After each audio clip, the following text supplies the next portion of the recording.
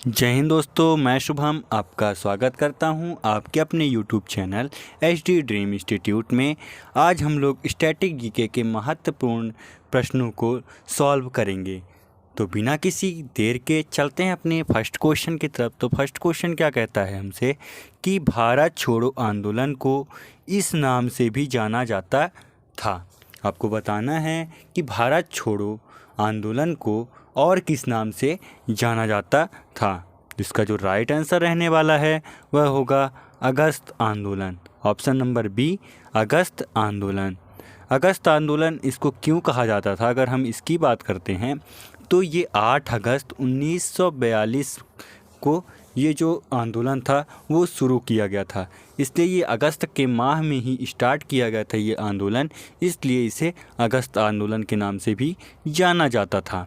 चलते हैं अपने नेक्स्ट क्वेश्चन की तरफ।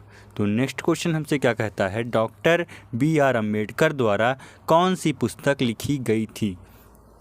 आपको बताना है कि डॉक्टर BR अम्बेडकर द्वारा कौन सी पुस्तक लिखी गई थी। तो इसका जो राइट आंसर रहने वाला है वह होगा ऑप्शन नंबर ए, बुद्ध और उनका धाम या धर्म। अगर हम और बात करें अम्बेडकर जी की, तो अम्बेडकर जी की प्रमुख पुस्तकों में से एक है आपकी भारत का राष्ट्रीय अंश, भारत में जातियां और उनका मशीनीकरण। और अगर हम बात करते हैं तो भारत में लघु कृषि और उनका उपचार। और अगर हम बात करें तो मूल नायक और ब्रिटिश में राष्ट्रीय वित्त का विकेंद्रीकरण, ये उनकी प्रमुख पुस्तकें रहने वाली हैं।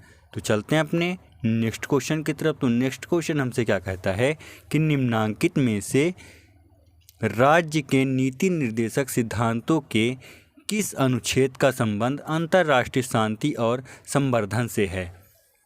तो इसका जो राइट आंसर रहने वाला है वह होगा आर्टिकल 51, अनुच्छेद 51। चलते हैं अपने नेक्स्ट क्वेश्चन की तरफ। तो नेक्स्ट क्वेश्चन हमसे क्या कहता है, क्वेश्चन नंबर 4 कि 21वें संविधान संशोधन एक्ट 1967 के अंतर्गत किस राज्य भाषा को जोड़ा गया था। आपको बताना है कि 21वें संविधान संशोधन एक्ट 1967 के अंतर्गत किस राज्य भाषा को जोड़ा गया था। तो इसका जो राइट आंसर रहने वाला है वह होगा ऑप्शन नंबर सी, सिंधी। चलते हैं अपने नेक्स्ट क्वेश्चन की तरफ। तो नेक्स्ट क्वेश्चन हमसे क्या कहता है, या क्वेश्चन नंबर 5 हमसे क्या कह रहा है कि हाल ही में विश्व जेलीफिश दिवस कब मनाया गया है। ये आपका करंट अफेयर्स से रहने वाला है क्वेश्चन। तो क्या पूछ रहा है हमसे कि हाल ही में विश्व जेलीफिश दिवस कब मनाया गया है। तो इसका जो राइट आंसर रहने वाला है वह होगा ऑप्शन नंबर डी, 3 नवंबर। अगर दोस्तों वीडियो पसंद आ रही हो तो प्लीज़ इसे लाइक कर दीजिएगा और अपने दोस्तों में इसे शेयर कर दीजिएगा। चलते हैं अपने नेक्स्ट क्वेश्चन की तरफ। तो नेक्स्ट क्वेश्चन हमसे क्या कहता है कि हाल ही में भारत और किस देश ने लोक प्रशासन अंशपत्र पर हस्ताक्षर किए हैं।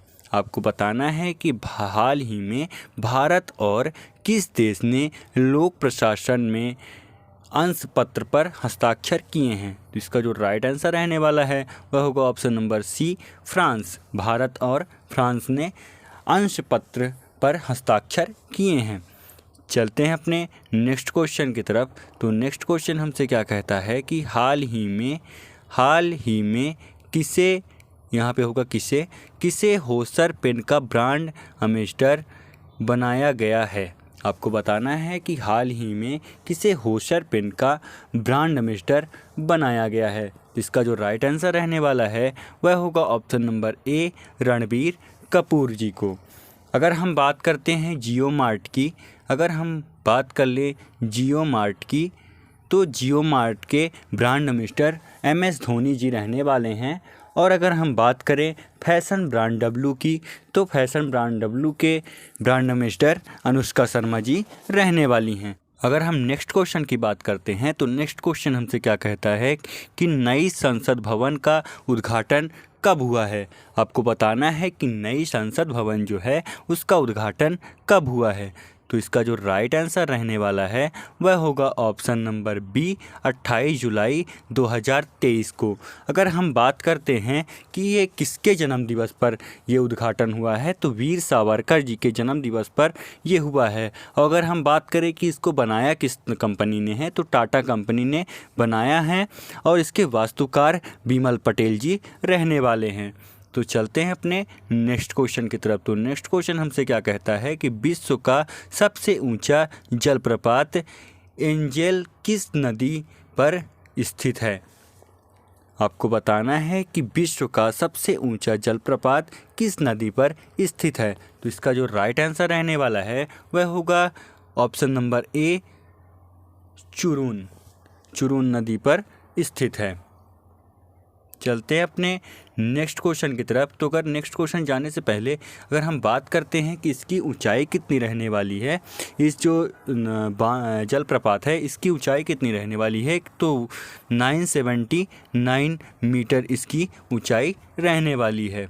चलते हैं अपने नेक्स्ट क्वेश्चन की तरफ। तो नेक्स्ट क्वेश्चन हमसे क्या कहता है कि चिनाब नदी को वैदिक काल में किस नाम से जाना जाता था। आपको बताना है कि चिनाब नदी जो है उसका वैदिक काल में नाम क्या था। इसका जो राइट आंसर रहने वाला है वह होगा option number C. Option number C. अगर हम बात करते हैं कि गोमल जो यहाँ पे लिखा हुआ है ये किस नदी का नाम था, तो ये गोमती नदी का नाम रहने वाला है। अगर हम नेक्स्ट क्वेश्चन की बात करते हैं तो नेक्स्ट क्वेश्चन हमसे क्या कहता है कि 1947 में किसने सर्वप्रथम केंद्रीय बजट प्रस्तुत किया था। आपको बताना है कि 1947 में किसने सर्वप्रथम केंद्रीय बजट प्रस्तुत किया था। इसका जो राइट आंसर रहने वाला है वह होगा option number B R.K. Shanmugham Chetty ji. अगर हम थोड़ी सी बात करते हैं मोरारजी देसाई जी की, तो मोरारजी देसाई जो रहने वाले हैं सबसे ज़्यादा बार केंद्रीय बजट प्रस्तुत किया था इन्होंने। चलते हैं अपने नेक्स्ट क्वेश्चन की तरफ। तो नेक्स्ट क्वेश्चन हमसे क्या कहता है, किसने भारत में कृषि उत्पादन बढ़ाने के लिए सदाबहार क्रांति शब्द का प्रयोग किया था। आपको बताना है किसने भारत में कृषि उत्पादन बढ़ाने के लिए सदाबहार क्रांति शब्द का प्रयोग किया था। इसका जो राइट आंसर रहने वाला है वह होगा option number A M.S. Swaminathan ji ने। अगर हम बात करते हैं कि ये जो सदाबहार क्रांति है वो किसके लिए, इसका उद्देश्य क्या था, अगर हम इसकी चर्चा करें तो इसका उद्देश्य देश की मिट्टी को उन्नत बनाना और किसानों को लोन दिलवाना, रेन वाटर हार्वेस्टिंग एवं कृषि शोध को बढ़ाना था। चलते हैं अपने नेक्स्ट क्वेश्चन की तरफ। तो नेक्स्ट क्वेश्चन हमसे क्या कहता है कि दादा साहब फाल्के पुरस्कार की स्थापना किस वर्ष की गई। आपको बताना है कि दादा साहब फाल्के पुरस्कार जो है उसकी स्थापना किस वर्ष की गई थी। तो इसका जो राइट आंसर रहने वाला है वह होगा ऑप्शन नंबर सी 1969। चलते हैं अपने नेक्स्ट क्वेश्चन की तरफ। तो नेक्स्ट क्वेश्चन हमसे क्या कहता है कि स्वेज नहर किसको जोड़ती है। आपको बताना है कि स्वेज नहर जो है वो किस को जोड़ती है। तो इसका जो राइट आंसर रहने वाला है वह होगा ऑप्शन नंबर बी भूमध्य सागर और लाल सागर को जोड़ती है। चलते हैं अपने नेक्स्ट क्वेश्चन की तरफ। नेक्स्ट क्वेश्चन में जाने से पहले अगर हम बात करें तो स्वेज नहर की अगर हम बात कर लेते हैं तो इसका जो अधिकार है वह किस देश के पास है। तो इसका जो अधिकार है वह मिस्र के पास है। अगर हम नेक्स्ट क्वेश्चन की बात करते हैं तो नेक्स्ट क्वेश्चन हमसे क्या कहता है, विश्व में कॉफ़ी का सबसे बड़ा उत्पादक है। आपको बताना है विश्व में कॉफ़ी का सबसे बड़ा उत्पादक है। तो इसका जो राइट आंसर रहने वाला है वह होगा ऑप्शन नंबर ए ब्राज़ील। अगर हम गेहूं की बात करते हैं तो गेहूं का सबसे बड़ा उत्पादक जो है तो चीन है, और दूध का भारत है, और कॉफ़ी का तो आपको पता ही है कि ब्राज़ील है। अगर दोस्तों आपको ये वीडियो अच्छी लगी हो, पसंद आई हो, तो अपने दोस्तों में शेयर करिएगा ज़्यादा से ज़्यादा, और चैनल को सब्सक्राइब कर दीजिएगा और वीडियो को लाइक कर दीजिएगा। मिलते हैं आपसे नेक्स्ट क्लास में, तब तक के लिए जय हिंद जय भारत।